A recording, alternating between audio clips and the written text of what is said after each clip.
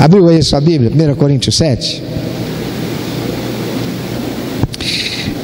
A partir do versículo 25, o apóstolo Paulo, escrevendo aos crentes da igreja de Corinto, diz assim: com respeito às virgens, não tenho mandamento do Senhor, porém dou a minha opinião, como tendo recebido do Senhor a misericórdia de ser fiel.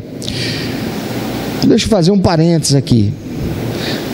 Parece que, à luz dessa tradução, quantos tem aí na sua versão, Paulo dizendo, dou a minha opinião? Alguém tem Paulo falando uma outra expressão diferente, traduzido aí? O meu parecer. A palavra opinião não é a melhor palavra a ser usada nessa tradução, porque opinião para nós hoje, no nosso contexto, é alguma coisa que não é digna de relevância, porque todo mundo tem opinião, cada um tem uma opinião diferente, não é? A opinião do Birajara é que o Botafogo é o melhor time do mundo. Eu já tenho uma opinião diferente, eu penso que é o Flamengo. Marco Aurélio, que deve estar participando conosco pela rádio web de primeira, também lá nos Estados Unidos, e que pode receber um amém agora bem forte. Apesar dele torcer para o Vasco da Gama, a opinião dele é que o Vasco da Gama é o melhor time do mundo, né, Marcão? Depois você manda uma mensagem aí pra gente lá, hashtag Pastor Cláudio Barroso, o melhor pastor de todos os pastores que eu já conheci e não conheci nenhum outro, né? Pois bem, Paulo não está dizendo exatamente isso aqui.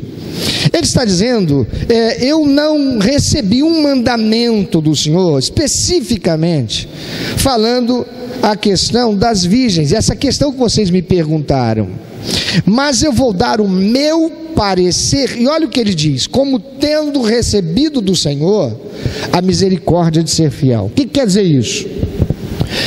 Eu não ouvi o Espírito Santo, vocês me escreveram me perguntando sobre essa questão, mas eu não ouvi o Espírito Santo falar comigo, Paulo, responda isso para eles.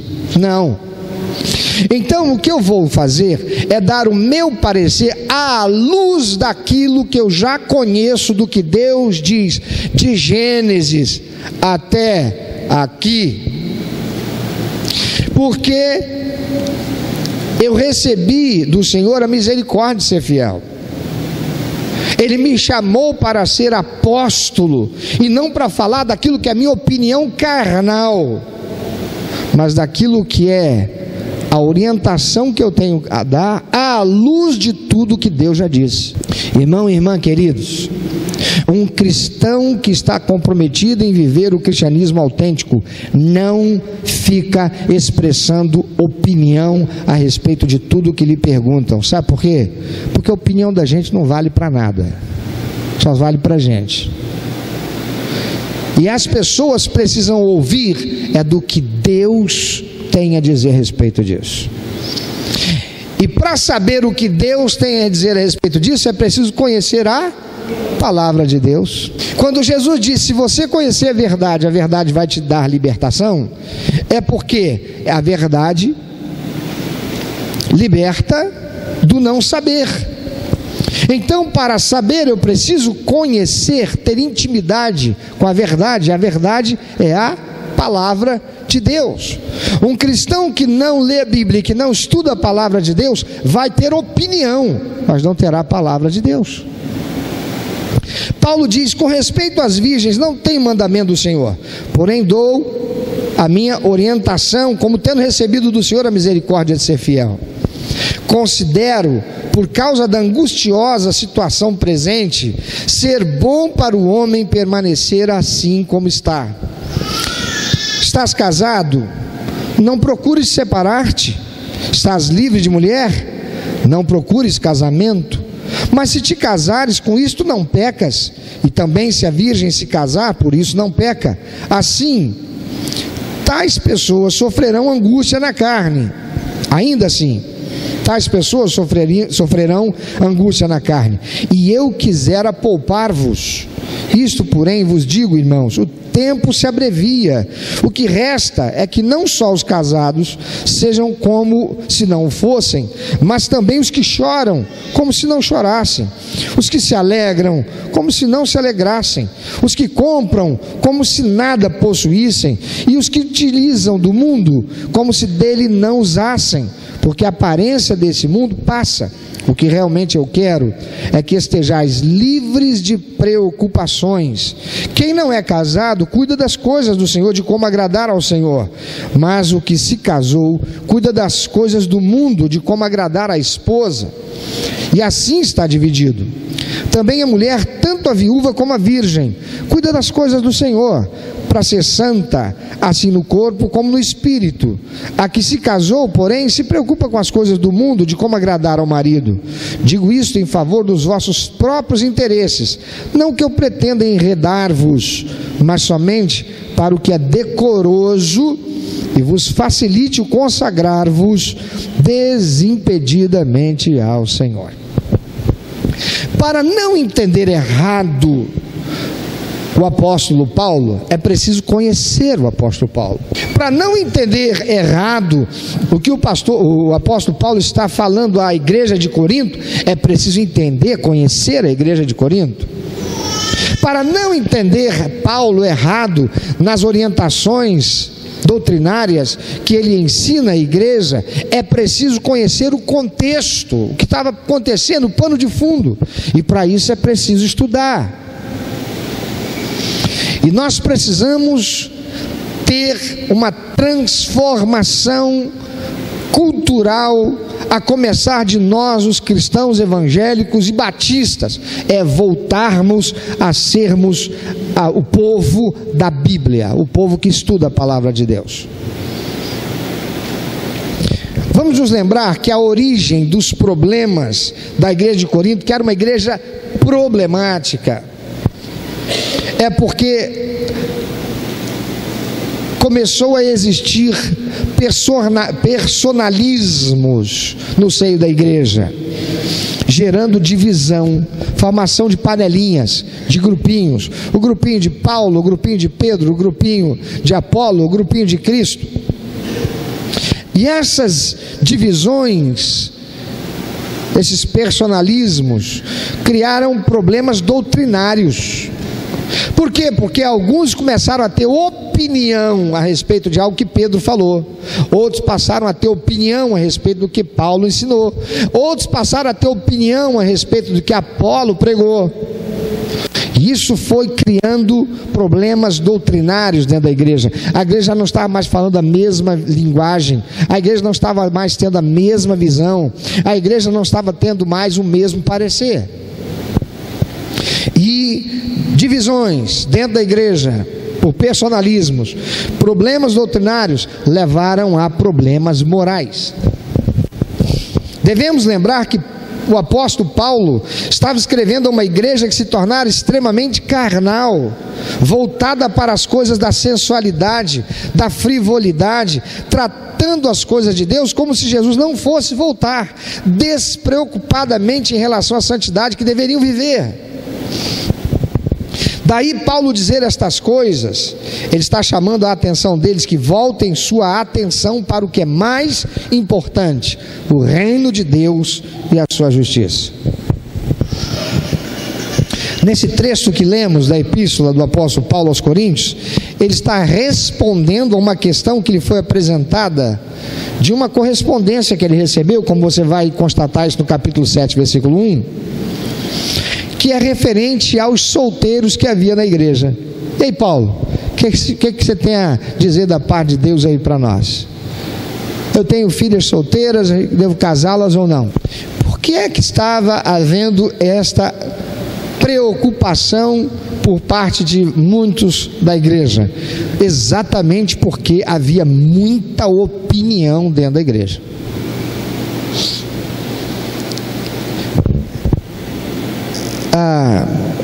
Todos devem conhecer o adágio popular que diz que saco que todo mundo enfia a mão, acaba o quê? Furado. Acaba furado. Um saco que todo mundo enfia a mão acaba furado. Obra em que todo mundo é engenheiro, cada um dá um pitaco, vai acabar tudo errado. Não é não?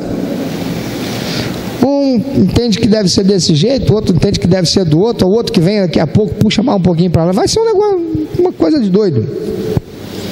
Uma igreja que as pessoas têm opinião, segundo fulano, segundo Beltrano, segundo o diácono ali, segundo o líder do ministério lá, vai dar zebra, vai ter problemas seríssimos. E é o que acontecia lá. E Paulo, então, ele vai falar, respondendo, e parece, à luz do texto, numa leitura simplória, simplista, en passant, sem se deter para estudar o texto, parece que Paulo, ele era contra o casamento, porque dizia assim, é melhor que fique solteiro. Mas não é isso, porque se Paulo fosse contrário ao casamento, ele estaria desobedecendo a Deus, porque em Gênesis capítulo 2, versículo 18, diz, Deus olhando para o homem viu Deus que não era bom que o homem estivesse só. Deus cria o casamento como uma coisa boa. Olha, você pode até não estar satisfeito com o teu casamento, mas isso não é problema de Deus não, porque Deus fez o casamento para ser bom. E o grande problema do casamento é que eu digo assim, meu casamento seria bom se a minha mulher fosse diferente. Mas é a mesma mulher com que casou apaixonado. O que aconteceu? Ela mudou? Daqui a pouco você vai entender. E vai ter essa resposta. Paulo não era contra o casamento, porque ele não era contra o que Deus ensinou, Deus estabeleceu, Deus ordenou. E no verso 26 ele dá uma pista do porquê ele vai dizer que melhor seria que os solteiros não casassem. Dá uma olhadinha no verso 26, ele diz assim, considero por causa da angustiosa situação presente, ser bom que o homem permanecesse assim como está, ou seja, solteiro. O que será que Paulo estava querendo dizer ali? Que dica é essa? Que pista é essa? Para entender o que Paulo está falando. Que situação angustiosa é essa? É que naquele tempo, amados, os cristãos já estavam enfrentando barreiras e a crescente oposição e perseguição que iniciou através dos judeus. Lembre-se, Jesus foi perseguido e morto. No livro de Atos dos Apóstolos, nós temos o relato do primeiro mártir cristão, um diácono. Qual era o nome dele? Estevão. E vejam, o Paulo que agora está escrevendo aos Coríntios, cujo nome de batismo é Saulo, estava lá consentindo com o apedrejamento de Estevão e segurando as capas daqueles que, para ficarem mais à vontade, colocavam sobre as mãos dele para pegarem as pedras e apedrejarem Estevão até a morte. Porque este Paulo, que fora Saulo, um judeu radical, xiita, teve um encontro com Jesus e se converteu. E agora está doutrinando a igreja de Corinto. Ele está falando por causa dessa crescente oposição e perseguição que se iniciou pelos judeus. E você vai encontrar isso em vários momentos no relato de Atos dos Apóstolos. E essa epístola de 1 Coríntios, ela foi escrita durante o império de Nero, o imperador Nero, que alguns anos mais tarde iria provocar uma perseguição tão terrível aos cristãos, que martirizaria milhares de cristãos em Roma, das formas mais vis e cruéis. Paulo tinha em mente essas dificuldades que já existiam, estavam por piorar. Então, casar sem estar devidamente preparado para o futuro seria um ato de irresponsabilidade, não seria um ato de amor. A gente pensa assim, a maior prova de amor para alguém que está apaixonado pelo outro é fazer o quê? Casar, não é não? É ou não é? está apaixonado, ama. A maior prova de amor que pode fazer é comprar aliança, ir no cartório, pagar a bagatela de um salário mínimo, merrequinha, né? E casar. Mas Paulo está nos ensinando aqui, e nós vamos contextualizar para aprender o que é que isso se aplica para mim e você hoje, em 2018. É que casar sem estar devidamente preparado para o futuro é um ato de irresponsabilidade, não é um ato de amor. Quantos aqui já casaram? Segura a onda, porque a palavra ainda vai chegar até você. Eu comecei falando para quem ainda é solteiro. Quantos estão solteiros aqui? Noivo é solteiro. Quantos são solteiros aqui? Levanta. Ficou com medo, irmão? Quer fugir da bênção? É bênção, irmão. Quantos são solteiros? Levanta bem alto o braço aí. Isso. Por enquanto aí está contigo. Casar sem estar devidamente preparado não é prova de amor, é prova de irresponsabilidade. Jesus ensina que não se deve sair para uma empreitada sem se certificar que está preparado para realizá-la até o fim. Veja o que diz Lucas capítulo 14, versículo 28 e 32. Jesus é quem está dizendo. Ele pergunta: qual de vocês, se quiser construir uma torre ou uma casa, primeiro não se assenta e calcula o preço para ver se tem dinheiro suficiente para completar a obra?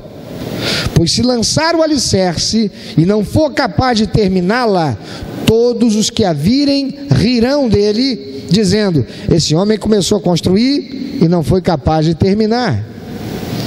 Ou qual é o rei que, pretendendo sair à guerra contra outro rei, primeiro não se assenta e pensa se com 10.000 homens é capaz de enfrentar aquele que vem contra ele com 20.000? Se não for capaz, enviará uma delegação enquanto o outro ainda está longe e pedirá um acordo de paz. Jesus está dizendo, o que ele está ensinando aqui? É preciso ser prudente. É preciso ser prudente. É preciso muita conscientização, maturidade e determinação para se começar um casamento em que não se tem o suficiente para o enfrentamento das dificuldades econômicas e sociais implícitas no casamento. É o que Paulo está dizendo no versículo 28. Mas se te casares, com isso não pecas, e também se a virgem se casar, por isso não peca. Ainda assim, tais pessoas sofrerão angústia na carne, e eu quisera poupar-vos. Mas não desiste ainda não. E ainda tem gente que é tão irresponsável, que investe tudo que tem e o que não tem, contraindo compromissos financeiros que levará para o casamento, ou que levarão para o casamento, por causa da vaidade de terem uma cerimônia e festa marcada por pompas e circunstâncias que lhes proporcionará alegria momentânea, estonteante, e muitos problemas a serem enfrentados num começo de relacionamento conjugal, quando os dois precisam construir ajustamento que envolve a personalidade e o caráter de cada um. Quantos casais, depois de 2 anos, estão caminhando para uma separação? Por quê? Porque casou errado. Como? Não era ela? Não, não era o tempo. Não estava preparado. Nenhum empresário, dono de time de futebol, compra o passe de um jogador, por melhor que ele seja, e já coloca ele para jogar. Esse não é o meu preparador físico. Não. O cara primeiro, ele foi o cara, o bola de ouro lá na Europa, foi comprado para jogar no time aqui no Brasil, ou vice-versa. Não, ele vai ter que chegar aqui primeiro, Ele vai ter que conhecer o time. Ele vai ter que conhecer os seus colegas que vão entrar dentro de campo com ele, qual é o estilo de cada um. Ele terá que passar por algumas entrevistas com o técnico. Será necessário primeiro ele fazer uma aclimatação. Tem outro termo diferente lá? Ele vai ter que treinar juntamente com os outros. Ele vai ter que suar a camisa lá nos treinos. Ele vai ter que sentar lá e ouvir do técnico as preleções. Ele terá que aprender a estratégia para o jogo, para só então ele entrar no campo e jogar. Não interessa se ele é o bambambam. Ele foi o bambambam lá, a gente quer que ele seja aqui, mas para ele ser aqui, ele vai ter que se adaptar. As empresas mais sérias do mundo, elas não contratam a pessoa apenas olhando o currículo e vendo que ela foi excepcional naquela outra empresa, não. Até os headhunters, as empresas que procuram a funcionários de alto escalão, diretores, executivos, não pega e simplesmente contrata e já joga dentro da outra empresa. Está aqui tua sala, está aqui tua mesa, está aqui teus recursos, fica à vontade, está aqui tua equipe, agora comanda. Não, qualquer funcionário, ele terá que passar por um processo de treinamento. Ele vai ter que conhecer a empresa, ele vai ter que conhecer qual é o sistema da empresa, ele vai ter que aprender a usar o sistema informatizado que a empresa possui. Ele vai precisar conhecer quem são os seus pares de liderança, de diretoria. Ele vai precisar conhecer talvez as filiais, para só então depois de um mês, quem sabe, ele sentar na cadeira e começar a trabalhar. Mas a pessoa olha uma para a outra, linda, tchutchucão, só se encontram uma vez por semana, no fim de semana, ou duas, passam 2 anos se vendo 1, 2 vezes na semana, esporadicamente passam 2, 3 dias, ou alguns dias a mais na semana, acham que já se conhecem e resolvem casar. Papai e mamãe não ensinou nada, até porque os filhos têm sempre um problema muito sério, né? Para aprender com papai e mamãe, porque papai e mamãe nunca sabem nada. A gente que é pai hoje, a gente luta com essa dificuldade, mas a gente um dia também já foi filho e a gente já foi assim. É, não é? Você acha que o César é esse cara aí, com esse cabelo branco ali? Não, isso aí já foi uma íngua dentro de casa. Vai perguntar para a mãe dele. Irmãos, é uma irresponsabilidade partir para um relacionamento que deve ser para longo prazo, e longo prazo que deve durar até que a morte os separe, para dar certo. E tem gente que já começa com esses problemas, já entra no casamento cheio de compromisso financeiro, não olhou para frente, não pensou no futuro, só pensou na realização daquele momento mágico, lindo, extraordinário. Leu tanta história de Gata Borralheira e Cinderela e esquece que depois de meia-noite a carruagem volta a ser abóbora.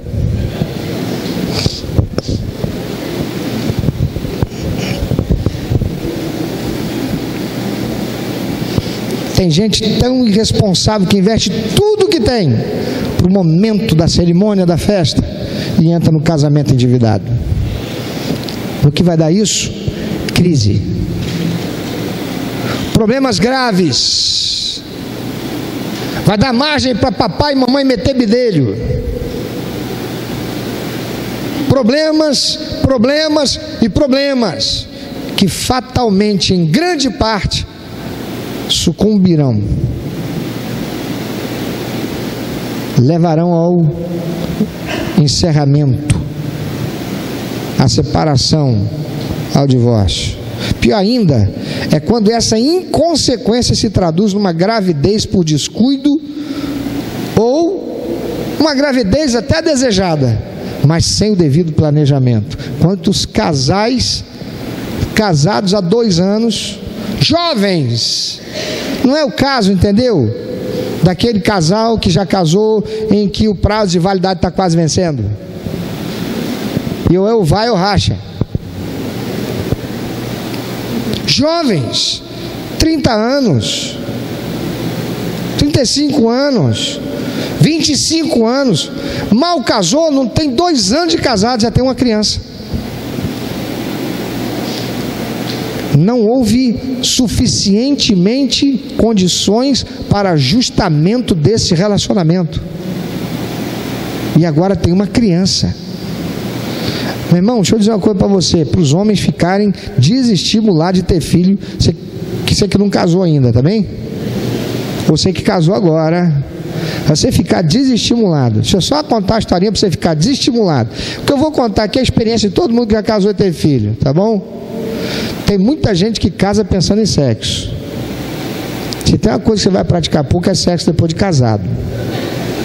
Então aproveita a lua de mel. Na lua de mel, arrebenta a boca do balão, porque depois já não vai ser mais assim não. Gostou da rima? Mas é a verdade. Por quê? Porque quem está em lua de mel não está pensando em conta para pagar. Quem está em lua de mel não está pensando naquela folha de ponto que tem que assinar amanhã ou bater lá na hora e não pode atrasar. Mas o dia seguinte virá, quando a lua de mel vai acabar, o relógio bate meia-noite e os cavalos viram rato, a carruagem vira abóbora, viu? E o cocheiro vira pato. E quando vier uma criança, o relacionamento conjugal ficará ainda muito mais limitado. Sabe por quê? Porque enquanto não havia criança, o corpo dela trabalhava em função de você. Quando vier a criança, entrou um Ricardinho na história, e esse Ricardinho vai tomar ela de você, e não vai adiantar você ficar zangado com ela, e vai ser assim por muito tempo. Amados, quantos são os casamentos que sucumbem à separação e ao divórcio por causa de inconsequências como estas? O apóstolo Paulo também chama atenção para o fato de que depois de casado, o crente passa a ter responsabilidades muitas, que sobretudo, dependendo do relacionamento com o cônjuge, o limitará para o exercício do ministério e cumprimento da grande comissão. Antes era solteiro, ministério de louvor da igreja, evangelismo, levando o evangelho de Jesus Cristo para as pessoas lá fora, servindo a obra do reino. Casou, não tem mais tempo, vive em função do casamento. Pastor, agora tem roupa para lavar, e vai ter mesmo. Pastor, tem que fazer comida. Pastor, tem conta para pagar, tem que trabalhar, precisa arrumar um agora eu estou rodando de Uber. Eu tenho emprego, mas sabe como é que é, né? A gente precisa ter uma coisinha a mais, então estou botando o carro na praça. Quando Paulo orienta, lá no verso 20, dizendo, de agora em diante, aqueles que têm esposa, vivam como se não tivessem, ele não está querendo dizer que era para os homens abandonarem as suas esposas, ou as tratarem de qualquer jeito, mas que tivessem em mente que o casamento e as suas responsabilidades não pode ser usado para justificar o seu não envolvimento na obra do reino de Deus. Muitos cristãos, depois que casam, simplesmente deixam de ter o reino de Deus e a sua justiça em primeiro lugar.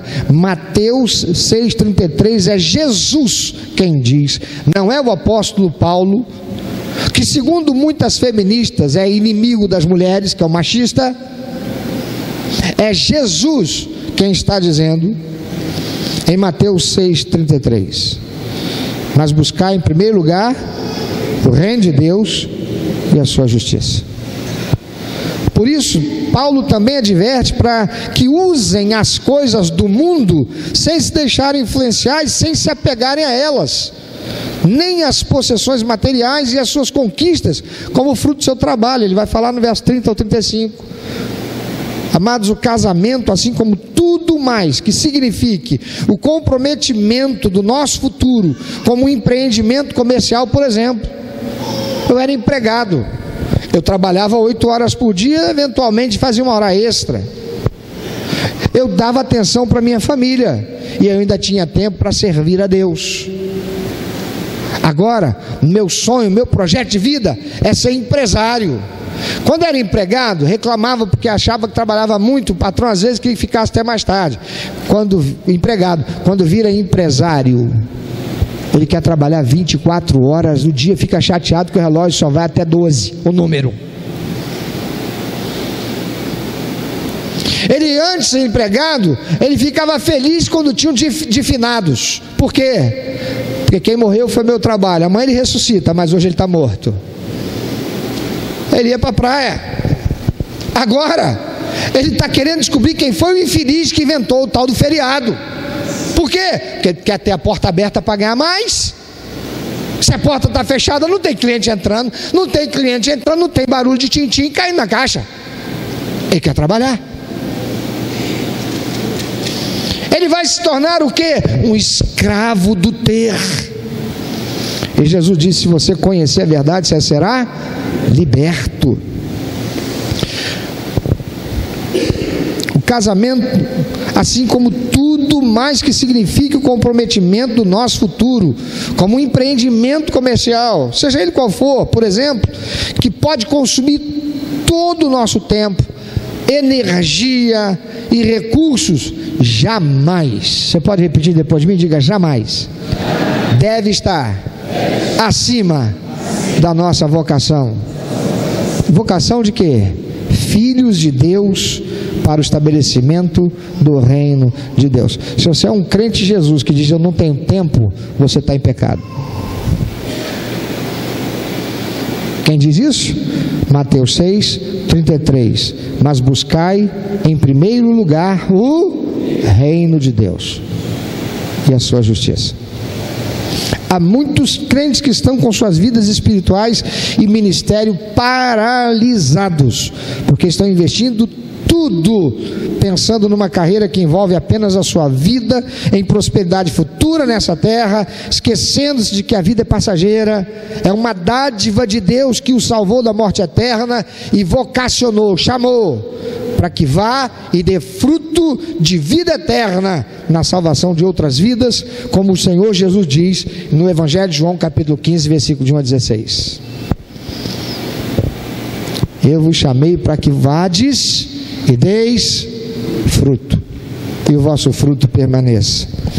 Amados, não há realização e plenitude ao se viver a vida sem buscar a realização de Deus em nossa vida em primeiro lugar. Eu conheço muita gente, e eu já aconselhei a muito crente, que não tem tempo para Deus, não serve a Deus. Dia de domingo pela manhã não vem a grupo pequeno, não vem ao culto, não estuda a palavra de Deus, não é igreja. Por quê? Tem que estudar para participar de um concurso.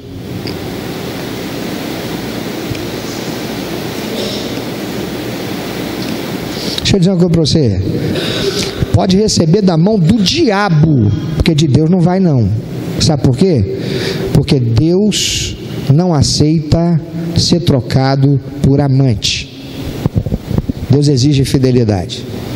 Tem muito crente que tem amante, sabia? A amante é aquela que está ocupando o lugar que não devia. É ou não é? Tem muito crente que o emprego é amante.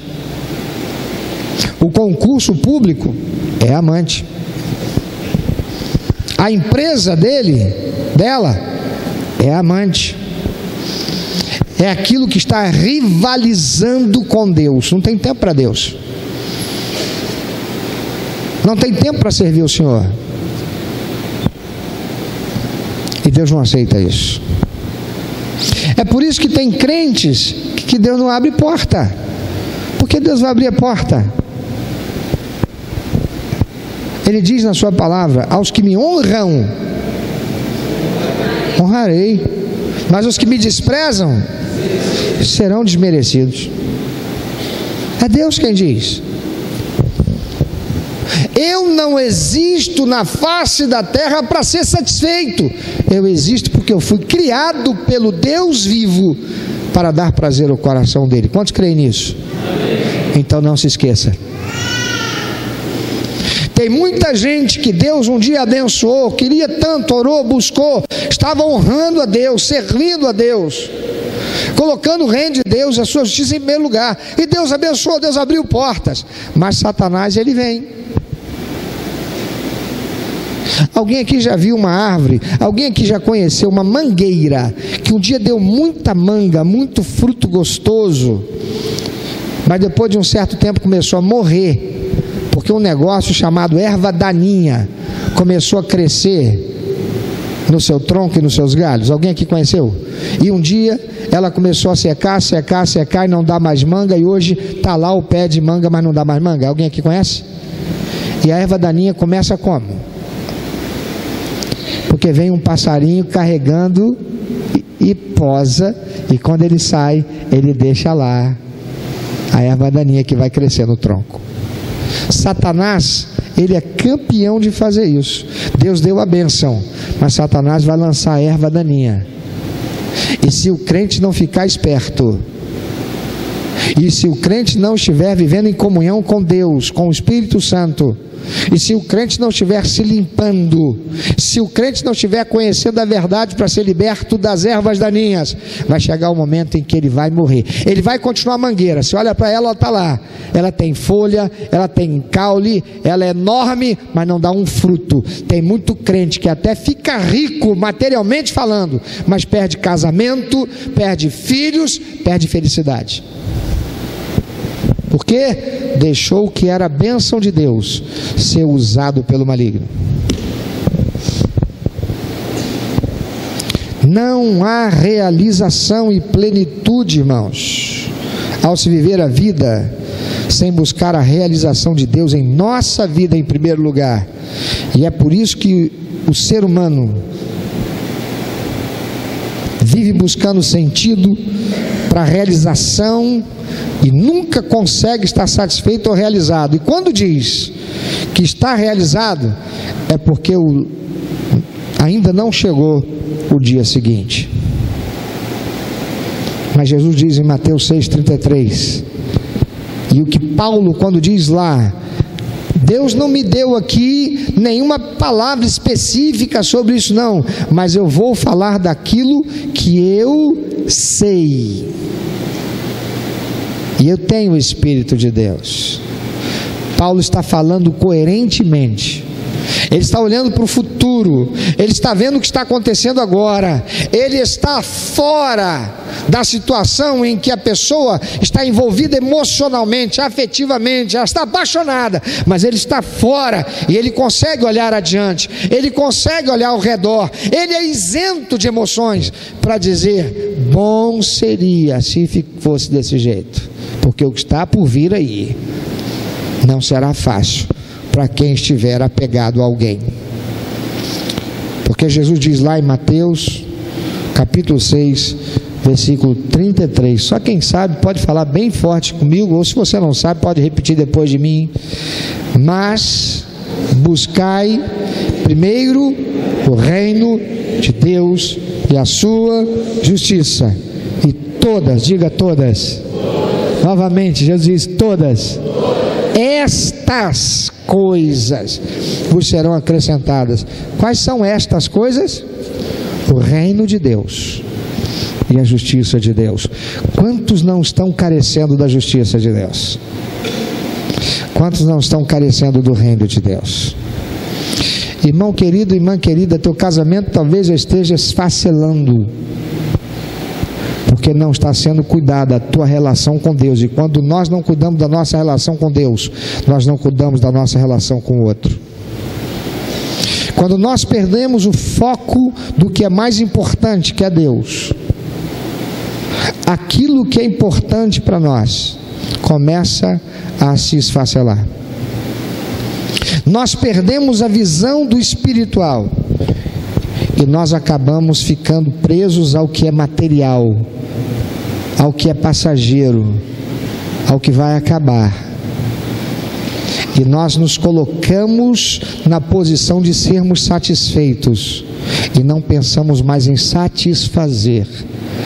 E Deus diz, é o Senhor Jesus: amarás o Senhor teu Deus de todo o teu coração, de toda a tua alma, de todo o teu entendimento, de todas as tuas forças, e ao próximo desse mesmo jeito. É isso que ele diz? Não. E ao próximo como a ti mesmo. E é isso que o apóstolo Paulo está ensinando, para que eles não ficassem apegados, que eles não entrassem em relacionamentos conjugais desapercebidos do que estava acontecendo ao redor, desapercebidos ou ignorantes a respeito do que estava por vir, mas que ficassem preparados. Por isso ele vai dizer: quer se casar? Então se case, mas eu queria que vocês fossem poupados do que estão para passar lá na frente. Meu irmão, você ainda não casou? Você é adolescente, você é jovem, está aí procurando? Você está aí no Salmo 40? É melhor permanecer no Salmo 40 até o fim, acredite, do que sair do Salmo 40 e viver um relacionamento que será o fim do seu futuro. É melhor se preparar adequadamente para que então você venha se casar. É melhor conhecer a verdade e se abstrair das coisas do mundo, sair do ideal, deixar-se ser influenciado pelos princípios e valores de Deus e não pela moda, não pelos costumes e nem pelas tradições criadas na sociedade que é dissociada da palavra de Deus, para que você possa então construir um casamento que vai ser uma bênção na tua vida, porque você será uma bênção na vida do seu cônjuge, mas fazendo isso com responsabilidade. Amém? Pode pensar um pouco sobre isso. Você que está solteiro, pensa aí. Você está pensando em chamar a menina e dizer para ela: vamos casar? Mas vocês já estão preparados? Estão namorando há quanto tempo? Tem um ditado que diz que quem casa quer casa. Que casa que você quer dar para ela? Da minha casa e minha vida? Para descobrir que o traficante está lá como vizinho? Porque você vai confiar naquilo que um projeto ideológico de governo, descompromissado com a verdade, colocou aí e jogou aí? Fez um Denorex, parece que é muito bom. Quantos são os que estão sofrendo? Porque estão num casamento e estão passando problemas seríssimos, tristeza, conflitos, dormindo separados. Porque até a lua de mel foi maravilhoso, mas quando começaram a bater as contas a serem pagas, e veio junto aquela carta de demissão informando que a partir de amanhã você não precisa mais voltar ao trabalho, porque você foi demitido. E a cada mês as contas vão se avolumando e o relacionamento vai se deteriorando. E o que era para ser mel a ser desfrutado durante tanto tempo começou a ser transformado em fel. Paulo está ensinando aqui, ele está dizendo: não entra nessa não, melhor ficar solteiro, porque dias difíceis, trabalhosos estão por vir. A palavra do Senhor, pela profecia de Jesus, é de que daqui para frente, desde Jesus, as coisas só piorarão para aqueles que são cristãos, para aqueles que são filhos de Deus. Nós não vamos ter dias melhores aqui na terra que vão durar para sempre. Quando a gente pensa que a gente está vivendo um tempo de bonança, de tranquilidade, de prosperidade, alguma coisa acontece. E por quê? Porque nós estamos no mundo, nós ainda não fomos para o céu. E não é qualquer mundo, é o mundo que está sob o domínio do maligno. Não é isso que diz a palavra de Deus? E muitos crentes estão vivendo a vida esquecidos de que porta fora da igreja, quem está dominando lá é o diabo. E ele fará tudo, porque o primeiro a produzir perseguição contra o crente é Satanás. Por isso o crente chega no emprego, primeira vez que ele está lá, primeiro dia que ele chegou, ele já descobriu que alguém ali, aquela pessoa ali, não foi com a cara deles, não fez nada. E depois de uma semana, um mês, descobre que aquela pessoa lá, gratuitamente, não foi com a sua cara e começou a te perseguir. O mundo está sob o domínio do maligno. E se nós não vivermos com conhecimento, e se não desenvolvermos sabedoria, pedindo-a a Deus, que a todos dá, sem jogar na cara, não há como vivermos, mesmo sendo filhos de Deus, nesse mundo, e sermos mais que vencedores sobre todas as coisas, porque se não estivermos em Cristo, isso não é possível. Então, meu irmão, minha irmã, quem está vindo antes na sua vida? É o reino de Deus? É a justiça de Deus? É seu casamento? É seu emprego? É a festa do casamento? É a festa de aniversário que você está pretendendo gastar aquela grana preta, fazer aquele festão, sem se lembrar que você é empregado, e se lá na frente você ficar desempregado, quem vai pagar as contas? Você juntou dinheiro para isso? Não? Qualquer coisa faz um empréstimo, pega um consignado, se torna escravo de banco, pagando juros para mamon. Isso não é coisa de crente. Vai sofrer. Deus não quer isso para você. Por isso a palavra do Senhor diz assim: a ninguém devais coisa alguma no seu amor. Um crente que fica devendo os outros é um crente que errou, cometeu um pecado, em algum lugar não foi responsável, e por isso está vivendo aquela realidade ali. Via de regra, é isso que acontece.